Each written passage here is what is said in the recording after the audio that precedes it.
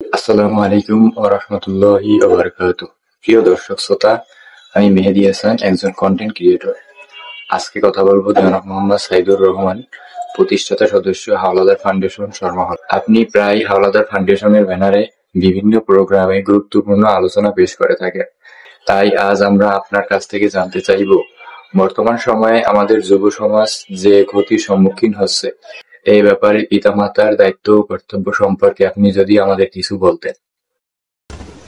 নাহমাদুহু ওয়া নুসাল্লি আলা রাসূলিহিল কারীম, আম্মা বা'দ, ফাআউযু বিল্লাহি মিনাশ শাইতানির রাজীম। বিসমিল্লাহির রহমানির রহিম। ইয়া আইয়ুহাল্লাযীনা আমানু কু আনফুসাকুম ওয়া আহলিকুম নারা ওয়াকুদুহান নাসু ওয়াল হিজারা। সাদাকাল্লাহুল আযীম। আম্মা বা'দ। সম্মানিত দর্শক শ্রোতা, হাওলাদার ফাউন্ডেশন, শর্মা-হল, নলছিটি, ঝালকাঠি এর পক্ষ থেকে আপনাদেরকে জানাই আন্তরিক শুভেচ্ছা ও মুবারকবাদ। আপনাদের অবগতির জন্য বলছি, এটি একটি পারিবারিক সংগঠন। হাওলাদার পরিবারের জন্ম, যাদের জন্মসূত্রে তারাই এই সংগঠনের সদস্য, তাদের দ্বারাই পরিচালিত হয় এই জনকল্যাণমূলক প্রতিষ্ঠানটি।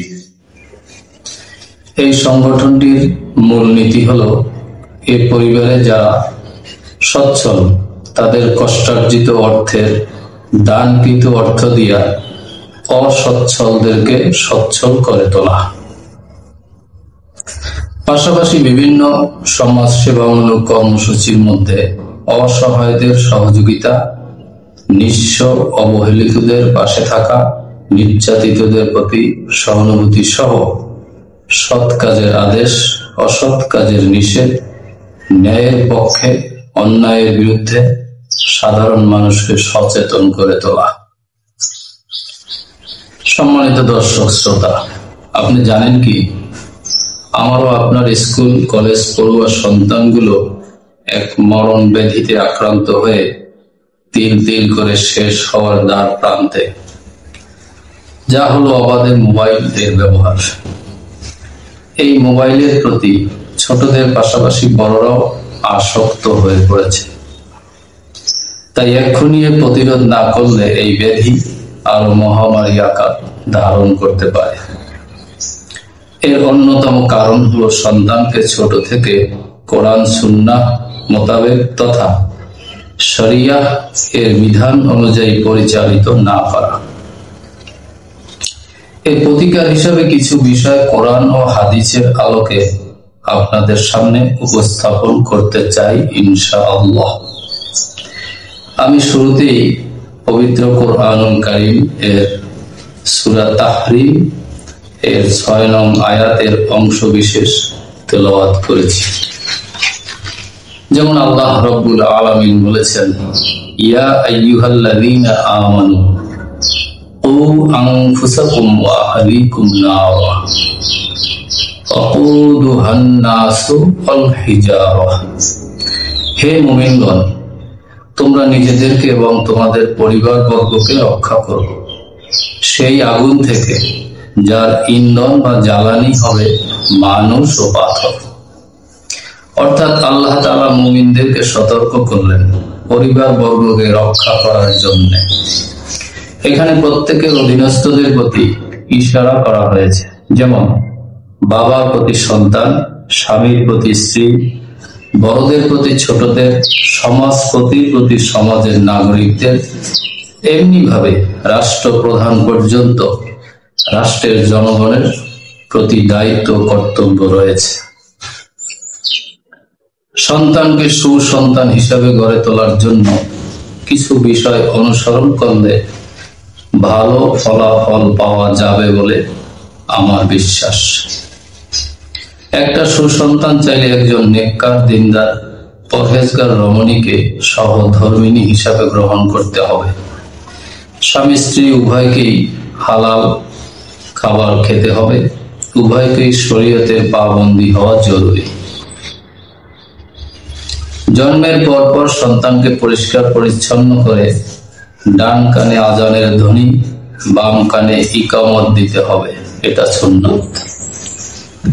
সন্তান ভূমিষ্ঠ হওয়ার পর ইসলামী নাম রাখা, কোরআন সুন্নাহ অনুযায়ী প্রতিপালন করা, 24 মাস পর্যন্ত মায়ের দুধ পান করানো, কারণ মায়ের দুধে সন্তানের চরিত্রের উপর একটা প্রভাব পড়ে। সন্তান কথা বলা শুরু করলে আমরা দাদা, বাবা, আম্মু, আব্বু, hello, good morning, good night, daddy, father, mother, come on, sorry, how are you এগুলো বলতে শিখাই। এখন অনেক মায়েদেরকে দেখা যায় মোবাইলে কার্টুন ছবি দেখানোর লোভ দেখিয়ে বাচ্চাকে খাবার খাওয়ান, যা তার অভ্যাসে পরিণত হয়। এসব থেকে বিরত থাকতে হবে। মূলত মুসলমানের একটা সন্তান যার প্রথম বাক্য হওয়া উচিত আল্লাহ, তারপর লা ইলাহা ইল্লাল্লাহ শিখানো উত্তম। পর্যায়ক্রমে মা বাবা সহ অন্যান্য আত্মীয় স্বজনকে চিনাতে এবং ডাক শিখাতে শুরু করতে হবে। শিশুর সামনে বড়দের সালাম বিনিময় করতে হবে। আল্লাহ তো সালাম এর পদ্ধতি শিখিয়ে দিয়েছেন। ওয়াইজা হুয়িতুম বিতাহিয়াতিন ফাহাইয়ু বিআহসানা মিনহা আও রুদ্দুহা। যখন তোমাকে কেউ সালাম দেয় তখন তুমি তদপেক্ষা আরো উত্তম সালাম দিও, অন্তত সমান শব্দের জবাব দিও। যেমন কেউ যদি বলে আসসালামু আলাইকুম, উত্তরে বলবো ওয়া আলাইকুমুস সালাম ওয়া রাহমাতুল্লাহ। সন্তানের বয়স 7 বছর হলে নামাজের পাশাপাশি শরীয়তের অন্যান্য বিধান পালনের প্রতি তাকিদ প্রদান করতে হবে। 10 বছরে উপনীত হলে এই বিধান পালনে বাধ্য করা, প্রয়োজনে শাস্তিমূলক ব্যবস্থা গ্রহণ করতে হবে। দুনিয়াবী শিক্ষার জন্য মা বাবা যে প্রেসার ক্রিয়েট করে থাকেন, একই সাথে যদি দ্বীনি শিক্ষার প্রতি যত্নবান হতেন তাহলে একসাথে 2 in 1, একের ভিতর 2 হয়ে যেত। পড়া না হলে ওস্তাদ শাস্তি দিবেন, ভালো রেজাল্ট করতে পারবে না, তাই মা তা মানতে পারবেন না বলে গভীর রাত পর্যন্ত বাচ্চাকে রাত জেগে পড়তে বাধ্য করেন। কিন্তু দ্বীনি জীবন পরিচালনার জন্য যে শিক্ষা গ্রহণ করা প্রয়োজন মহান আল্লাহ ফরজ করে দিয়েছেন, সেই শিক্ষা অর্জন না করলে যে শাস্তি তা 100 কোটি গুণ বেশি, তা কি মা সহ্য করতে পারবেন? প্রাণ প্রিয় যুবক যুবতী ভাই ও বোনেরা, তোমরা অনেকেই আমার সন্তান তুল্য। তুমি কি জানো এই পৃথিবীতে আমরা কেউ আসতে চাইনি। আমরা ছিলাম রূহের জগতে।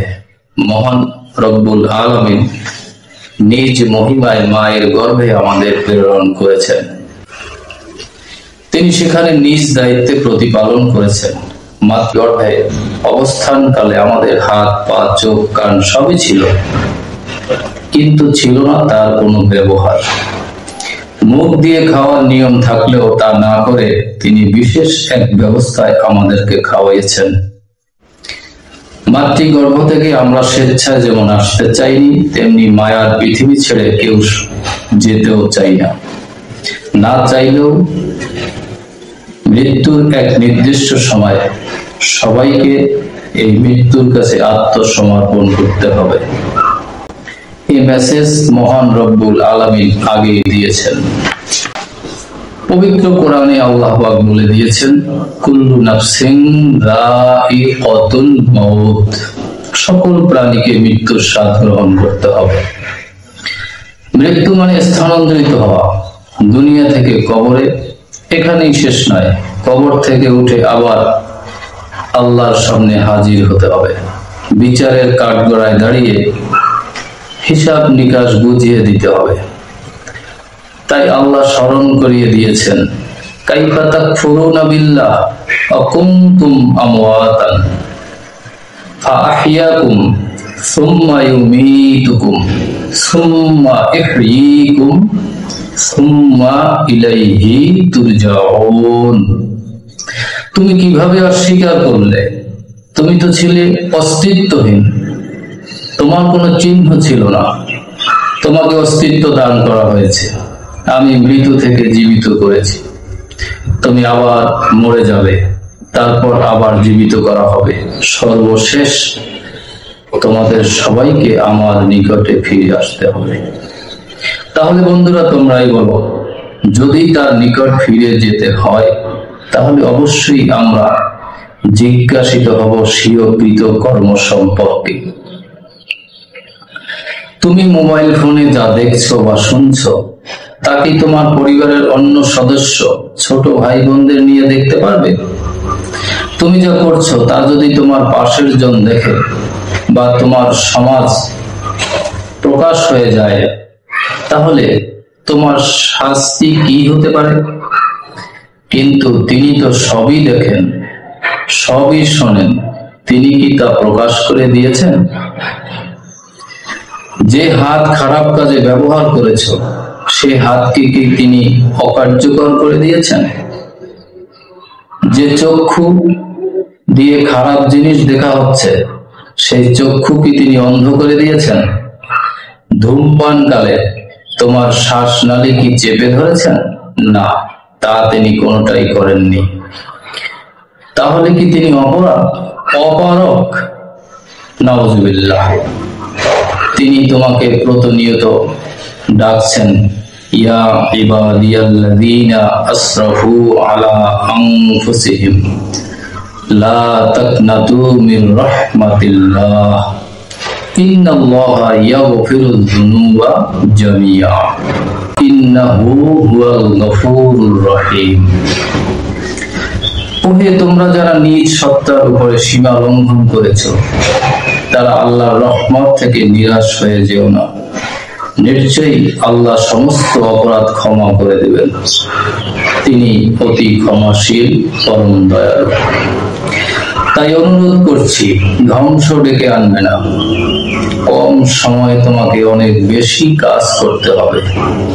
নিজেকে যোগ্য করে তোলো, মা বাবার জন্য কিছু করো। জাতি তোমাকে হাতছানি দিয়ে ডাকছে, তুমি তোমার যুব শক্তির হাত বাড়িয়ে দাও।